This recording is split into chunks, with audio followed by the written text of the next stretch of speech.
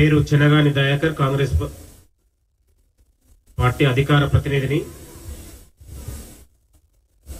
ఈరోజు ప్రధానంగా నాతో పాటు ప్రెస్ మీట్ లో కూర్చున్నటువంటి మన ఉస్మాన్ యూనివర్సిటీ ఓయూ అధ్యక్షుడు ఎన్ఎస్సిఐ మేడ శ్రీనివాస్, వినయ్, అదేవిధంగా మన సాయి గౌడు, ఇంకా మన మిత్రులు. ఈరోజు ప్రధానంగా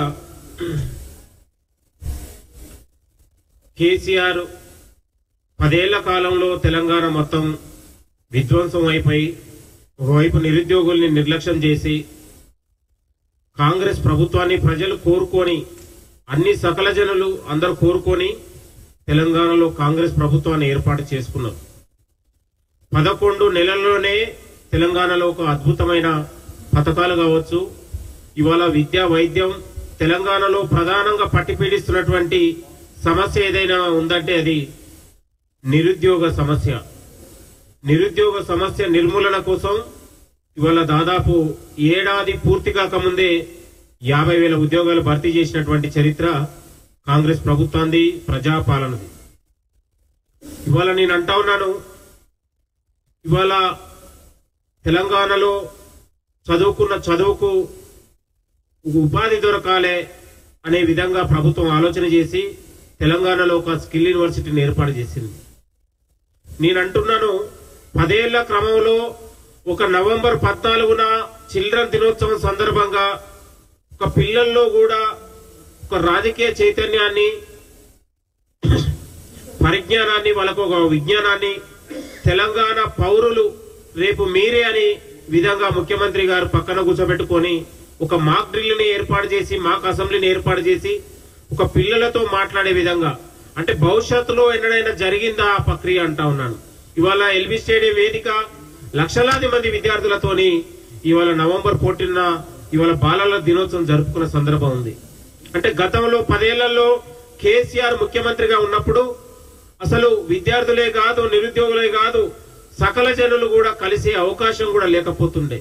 ఇవాళ ప్రజాపాలన వచ్చిన తర్వాత ఇవాళ ప్రజలకు దగ్గరగా పాలన ఉంది, ప్రజల చేతుల్లోనే పాలన ఉంది. ఇవాళ ఒకవైపు ఫార్మా ఏర్పాటు చేస్తా ఉంటే దాన్ని వ్యతిరేకించే ప్రయత్నం జరుగుతూ ఉంది.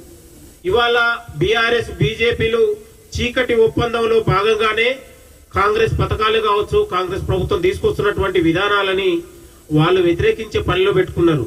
కాంగ్రెస్ ప్రభుత్వం తీసుకొస్తున్న పథకాలు ఎవరి ప్రయోజనాల కోసం ఎందుకు తీసుకొస్తా ఉన్నారు, ఎవరికి అనే ఆలోచన కూడా మినిమం ఆలోచన చేయకుండా అసలు కాంగ్రెస్ ప్రభుత్వాన్ని తిట్టడమే బీఆర్ఎస్, బీజేపీ నాయకులు ఒక కుట్రగా చేశారు.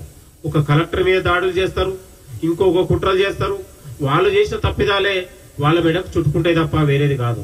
నేను అంటా ఉన్నాను మిత్రులారా, ఈ తెలంగాణలో కాంగ్రెస్ ప్రభుత్వాన్ని తీసుకొస్తున్న విధానాల్ని ఇవాళ యువతరం కదిలి రావాల్సిన అవసరం ఉంది.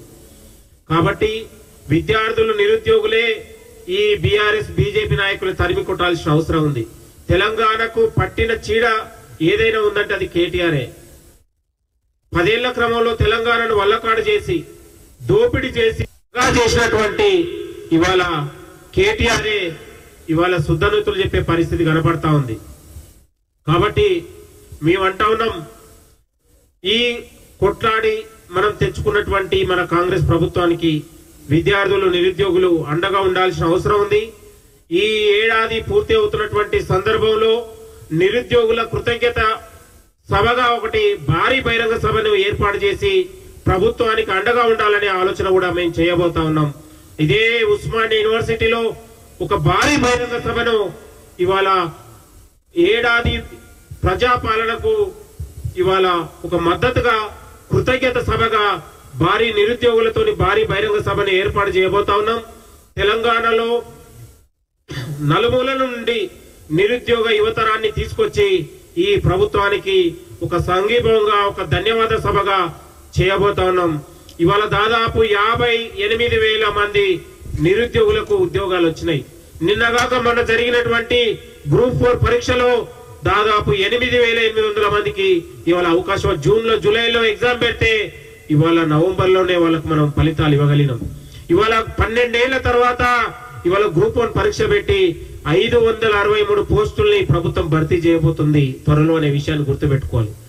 సంవత్సరాల తరబడి డిఎస్సి అంటే బీఈడి టెట్ చదివినటువంటి నిరుద్యోగ యువతకు అందరి ద్రాక్షగా ఉన్నటువంటి 11,000 పైచిలకు పోస్టుల్ని ఇవాళ ఉపాధ్యాయుల పోస్టుల్ని భర్తీ చేసి ఇదే ఎల్బీ స్టేడియం సాక్షిగా మనం నియామక పత్రాలు ఇవ్వగలిగాం.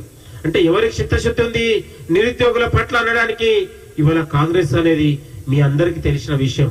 కాబట్టి విద్యార్థులారా, నిరుద్యోగులారా, ఇవాళ ఒకనాడు గురుకులాలలో ఒకనాడు ఎస్సీలు ఎస్టీలు బీఆర్ఎస్ ఆయంలో వాళ్ళకు వాళ్ళే పిల్లల్ని కించపరిచే విధంగా ఎస్సీలంటే ఎస్సీ గురుకులాలు చదవాలంటే బీసీల గురుకులాలు చదవాలని ఇవాళ బాల్యంలో ఒక బాల శిక్ష చదువుకునే విద్యార్థి చిన్న వయసులోనే